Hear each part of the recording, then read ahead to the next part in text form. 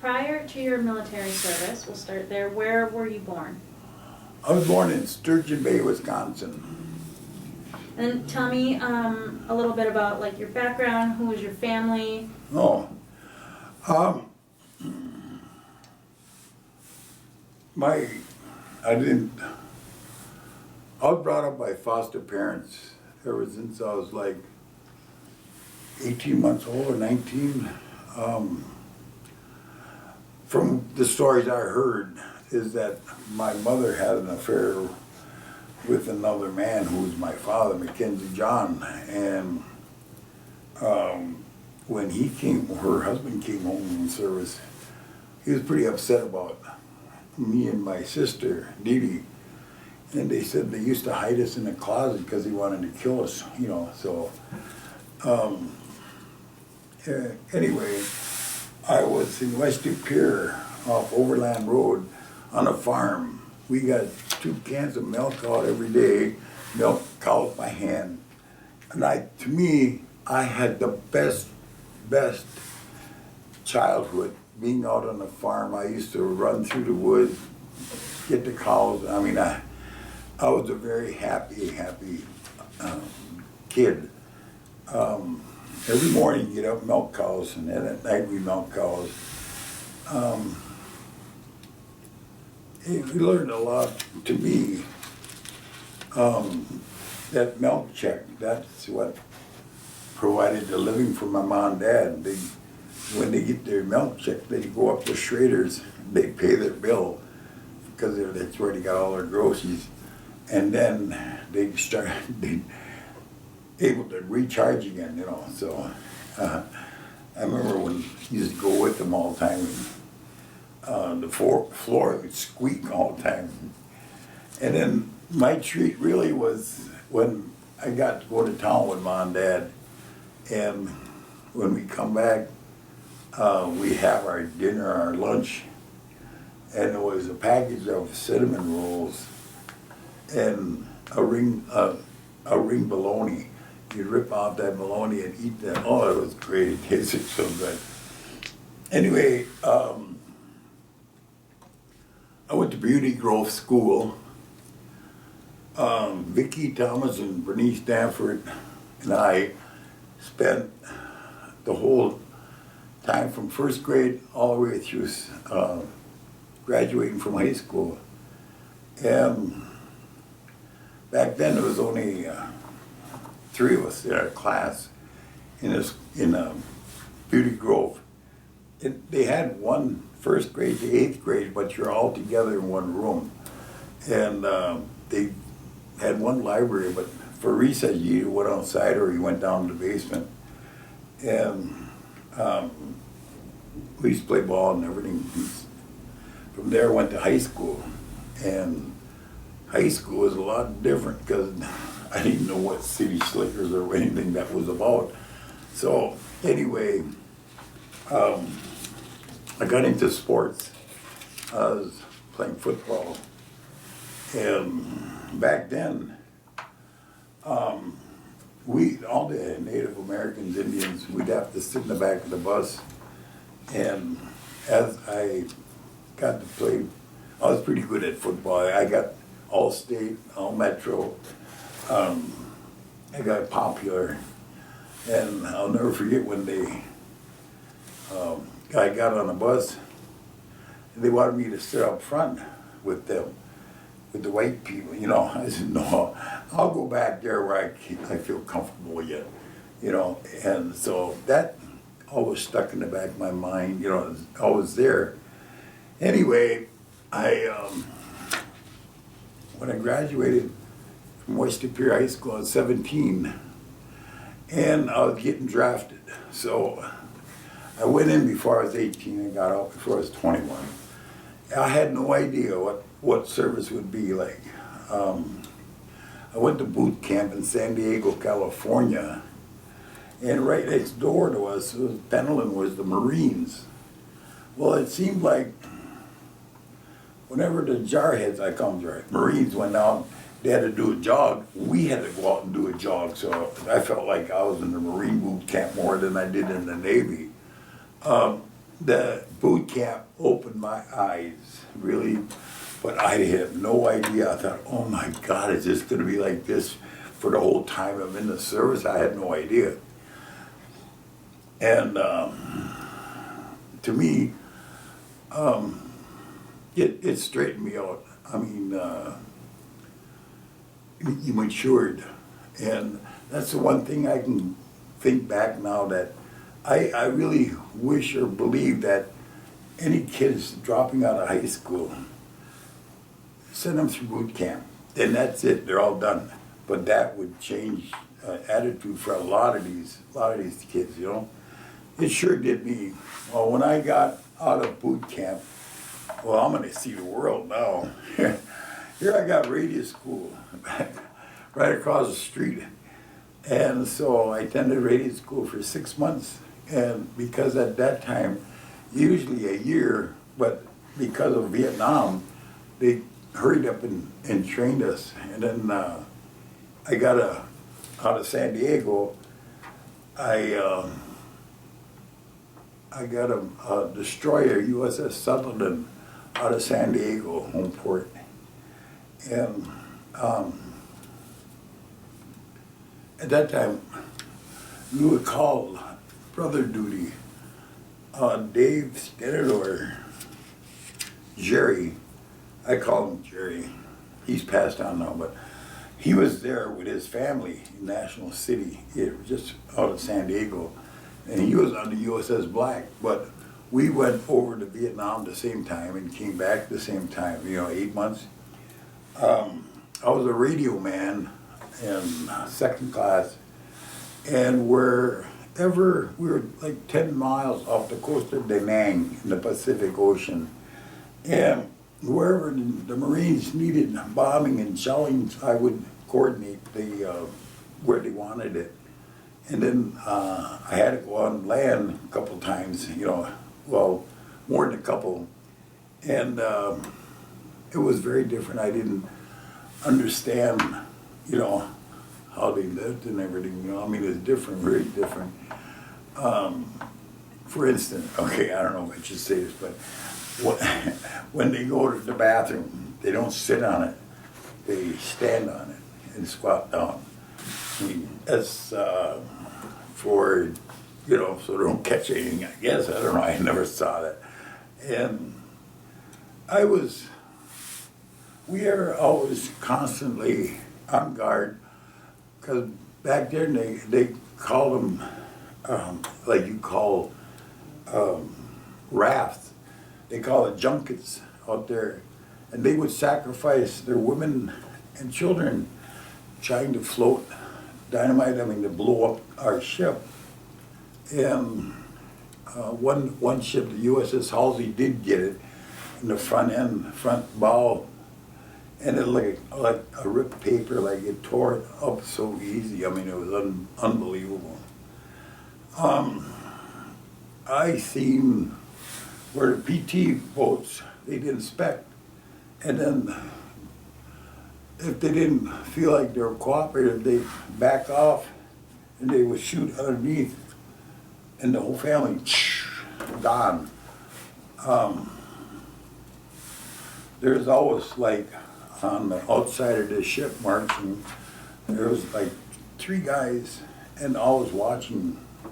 See, 10 miles off the coast of Da Nang, we had the firepower to anywhere we wanted, but they didn't have the firepower to beat us. Well, when I finally got ready to come out, I was told I had to do this and do that. And you didn't question, you had to do what you're told. So, well, when I finally got out, my sea bag, everything went in. It's still in the Pacific Ocean. I was so happy that I made it, that I haven't got no more. Don't have to take orders like I did and do the things that I really didn't want to do. So I was the happiest man alive, getting out of the service. But that all came to an end when I got to San Francisco. I had to go there to catch my plane, And here at that time, there was demonstrators yelling, calling me a baby killer, and spitting at me. And it was just like, what a shock. I couldn't believe that this is happening. And so it got to be so bad that I went towards the bathroom, and because I was going to change my uniform and put on regular civilian clothes. And just when I got to the bathroom, they called my number, my flight number, so that I got to board the plane and get out of there. And there was this, I could hardly wait to get home. I couldn't believe what was happening. And I was talking to this elderly guy, and I was telling him, you know, the only thing I have to worry about is Milwaukee. I said, because I'm on a standby, and I might not be able to come home right away. He said, son, don't you worry about that. He said, if I have to, I'll give my seat up for you so you can go home. You know, that was the best, the first time really that there was feelings like a heart. And then I finally get home to Green Bay, got a cab, and about a half mile from home, maybe a quarter of a mile from home, told the cab driver to lay on the horn. And so he laid on the horn. I was so happy. Mom and Dad, there were tears, everybody. I mean, it was good. It was good to come home, because I wasn't home for like 3 years, you know. And I didn't,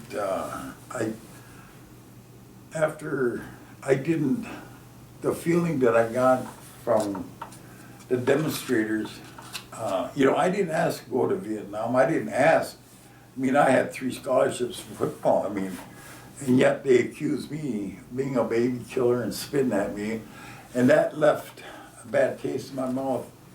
And I said, nobody's ever going to tell me what to do again, and things like that. And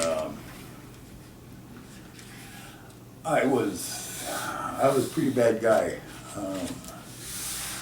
For example, my buddies, they would ask me what bar am I stopping at, and I'd tell them, and they purposely wouldn't go there because they knew how I got, because I had all this inside of me and I'd let it go when I was drinking alcohol. Well, I felt embarrassed. I didn't realize that. This George, I had to go to the vet's office for something. Anyway, it was for counseling. And that's when I was diagnosed with PTSD. And I've been married 5 times. And I couldn't understand, well, I understand now because the way I was,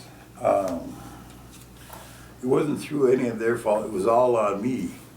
Like my, I don't know, 3rd wife or something, 2nd wife, she'd say, you know, you drink to get drunk.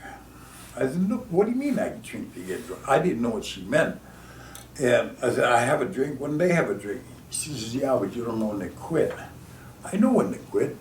Well, when you're over in Nam and you've got, oh, we had to go to super bag and that. But when you got off duty, you didn't on duty, you had your own time, R&R they call. And so you maybe got 72 hours. And so what I finally realized what they're talking about. I drank, I stayed drunk until 72 hours are up. I mean, and I didn't realize that I fell into that program like that.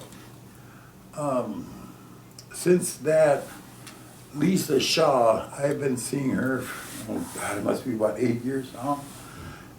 And we came a long, long, long ways. I mean, I don't have that hate in me. I understand. I got better understanding with my children.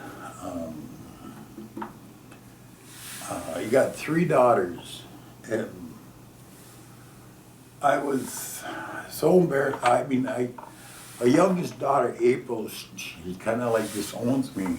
And when she was in high school, I mean, when she went from 8th grade to freshman or something, I was so proud of her, so happy that I came to the high school inebriated drunk, and I made a complete, embarrassed her, and she didn't talk to me anymore about it. She didn't want anything to do with me. Well, her mother and I got divorced, and when we went to court, the judge says, you guys don't have any business getting a divorce, you know, because we did everything together.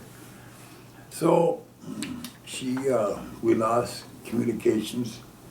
I met her 2 sons, and my other 2 daughters, you know, they would call me when there was doings, you know, and April might be there, and I'd see her, but it wasn't like, she acted like nothing happened, like it was okay, you know. But, I don't know, I mean, when, my other 2 daughters, great, they're fantastic. I got 7 great-grandchildren, and they're the whole world to me. I just can't believe. Before, when I left Wisconsin, I went to California, and at that time I was pretty bad with this PTSD they call it. And then Agent Orange had the help with it. Anyway, I didn't want nothing to do. I wasn't sentimental, like I was just a big badass, excuse that. But, you know, like, when they brought that wall to Green Bay, I didn't know for sure if I wanted to go. And I decided I'd go, you know, just to see, you know, how, if it's changed at all, because we were so rudely treated, you know, and I really didn't want another reminder of that. Well, I tell you, I'm so happy and glad that I went.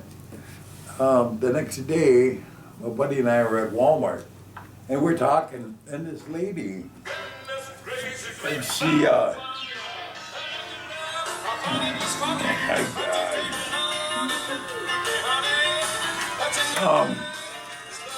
he left, and then my buddy said, well, she come over by us, by me when my buddy left, and here,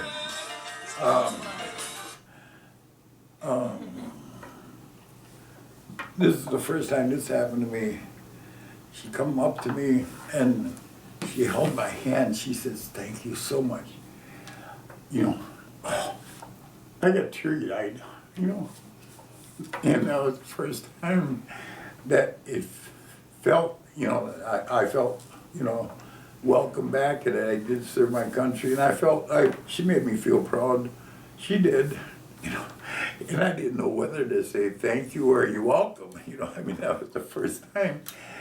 And I don't know, that brought a lot of emotion out of me. Like, every time I talked to my daughters on the phone, they'd always say, "Love you, Dad. See you, call you tomorrow, love you, Dad." And I said, wait, they keep saying that, you know. And then after a while, I got thinking about it, and I said, how come I don't say that, you know? And I thought, well, I'll try it. You know, I started saying it, not really feeling anything, but I started to feel, and I felt good. I felt good inside that I finally got it out, you know, to say, love you guys, you know, love you. And I went to on that honor trip to Washington, and we were treated like kings. I mean, with the royalty was just unbelievable. I mean, never treated like that. Anyway, I had to use a wheelchair because I'm 100% disabled, and I can't walk that at all. So they had a guy assigned to me. If I would have known at the time that I was going to go, I could have. My daughter wanted to come with me, but it was too late. So they assigned me a guy, and this guy was just super, super nice. I mean, he was the greatest. And I called him over to me after I got there. I said, you know what? I says, my kids never see me cry, and I can't stop. He said, just let it out, just go ahead. You know, and that was the greatest feeling, you know, for me. I still get choked up like that. But, I mean, afterwards, I was happy, and I was proud that I did serve my country, that I did experience all this stuff and that, you know, so,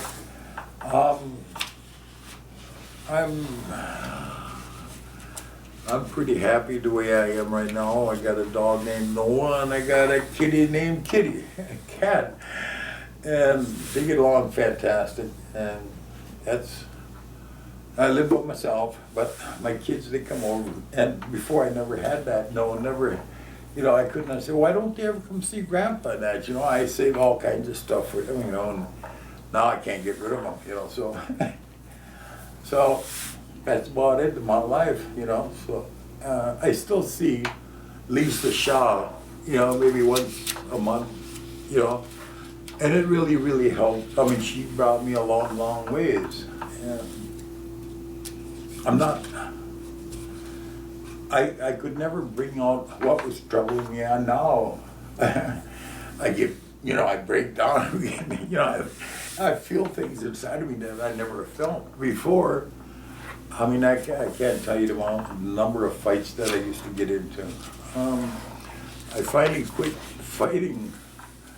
Was at Norman's Bar in Green Bay, and I fought against 3 guys, and then one guy had my arm down, and I needed it, so I pulled it out, and I took care of them, and I pointed, oh my God, blood was pumping out of my finger. The guy ate my finger, bit the tip of my finger off, so I had to go see Dr. Brusky back then, and they at the hospital, they had regular on-call doctors, and here, they talked to him, and he said, just wrap it up and send him in the morning. And the doctors, they made a comment, well, he's so old-fashioned. He said, you either should have it off at the joint, you know, or half. And I said, well, no, we'll just do what he says, you know. So the next morning, I went to see the doctor. Oh, man, it was pounding. You know, and right there, that I realized, who am I to inflict pain on anybody, you know, from getting into so many fights and stuff, you know. And from that day on, I said, I'll never, never, never, no matter what happens, I'll never fight again physically. Never did. I did. I got to see Dr. Brusky, and he took like a stir stick and he started poking, there's nothing wrong with it, you just wrap it up. And I says, and I told him to comment that what those doctors said about him. He screamed and hollered to his nurse, get the fight out, who was on last night, and everything. He got all upset, you know. But I'm gonna be 73 at the end of this month, the 31st. You know, I'm proud that I was in the service, and I'm proud of what I did. I really am. I worked at Procter & Gamble for 23 years, and then I worked, when I first got out, I was with the ironworkers, and in fact, one of my first jobs was at Procter & Gamble, putting up that warehouse and that, you know, and here we are way up on the beams and everything. I didn't mind it. My buddy, Pete Miller, he says, and he's been at it for a while, and he said, look at them poor people. They gotta go inside, punch the clock, and then they gotta stay inside until their shift is over. And then I thought, well, yeah, you're right, you know. But as I worked, time went on, when it rained, you don't work. I mean, and I said, you know, at least they got job security. We don't. We used to go to the bars and get kicked out. I mean, all this fighting. And here we're going to go to Chicago and for a big major job. And I called home. My mom says, Charmin Paper Mill called up. They want to know if you wanted to work, you know. And my mom said, she said, yeah, he does. Oh, bless that lady for saying that. You know, I was so happy that I got to work. And at that time, to get into Charmin Paper Mill, you had to be 6 feet tall. And because you piled cases, boning, facial, everything, toilet paper, is over your head, you know. That's why, you know, you had it 6 feet tall. Yeah, I love the job. I love my job. I love working there. So I have, you answered so many of my questions. oh, okay. In one. But I have a couple specific ones. Sure. I want to ask, and then we can, if that's okay. Sure, that's fine. Awesome.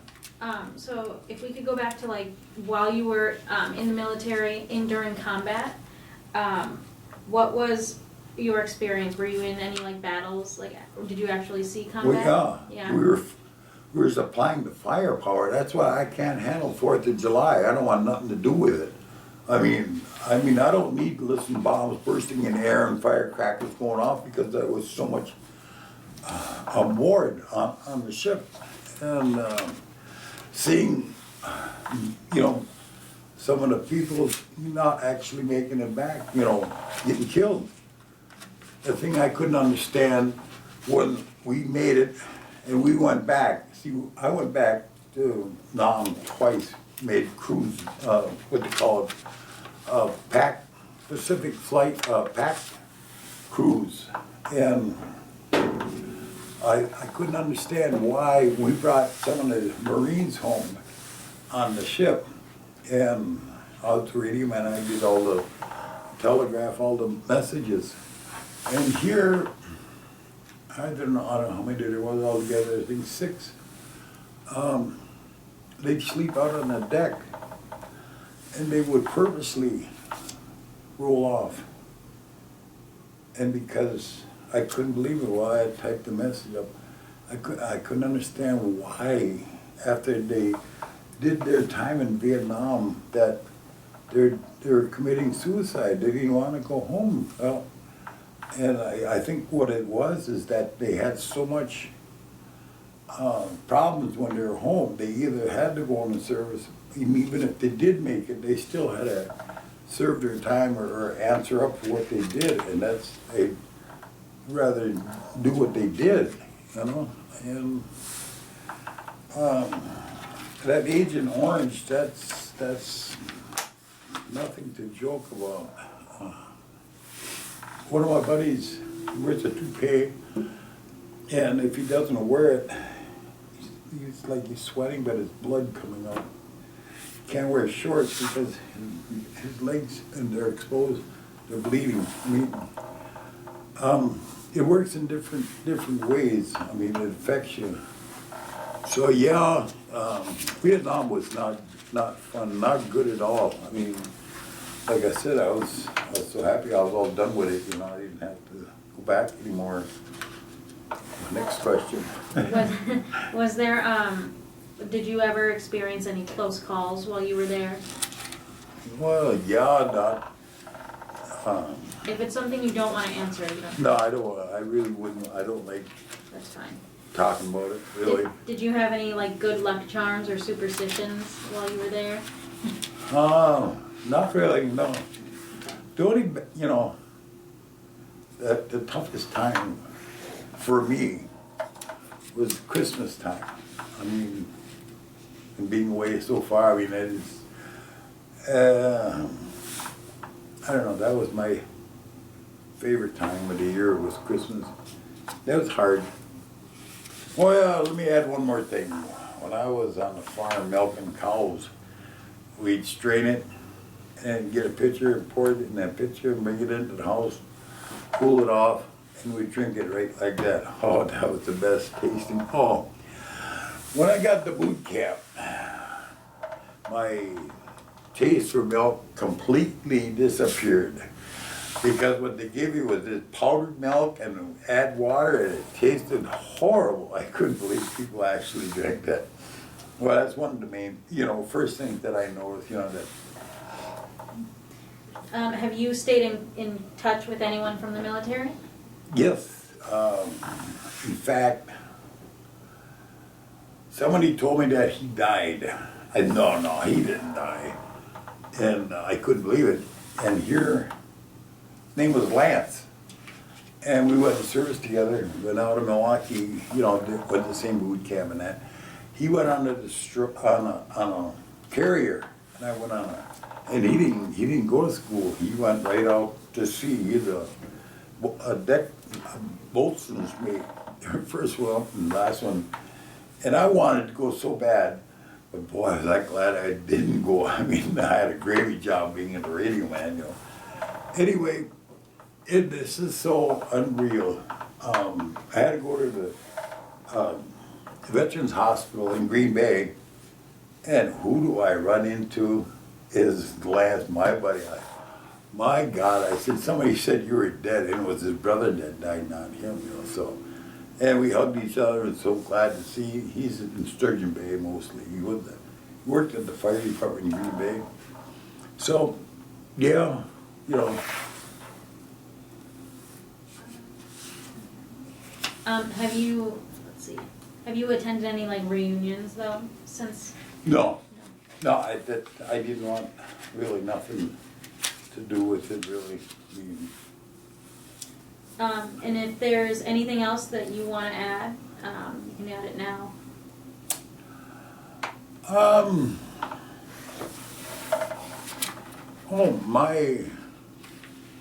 Like my granddaughter, Shania, very intelligent, very smart, and she wants to be just like I was in the service. She wants. She's very, very proud of me from the experience I was in the war and stuff. And she wants to go into the Army. No, don't do that. Go in the Air Force or something, you know, learn a trade, you know, go to school, you know. But she's got her mind, set, so I don't know. I still got, she's a junior this year at at the Norbert Hill Center. All right, she's a junior, but when she comes to the end of her junior year, she'll actually graduate. She'll be done with her senior year too. So, she's very much involved in traditional dancing. I mean, she does powwows. I mean, she's very much involved, and she's my favorite. But we can edit that out for you. Okay. Yeah, better not, with it. Dad, you can't have favorites, you know. So that's about it, yeah.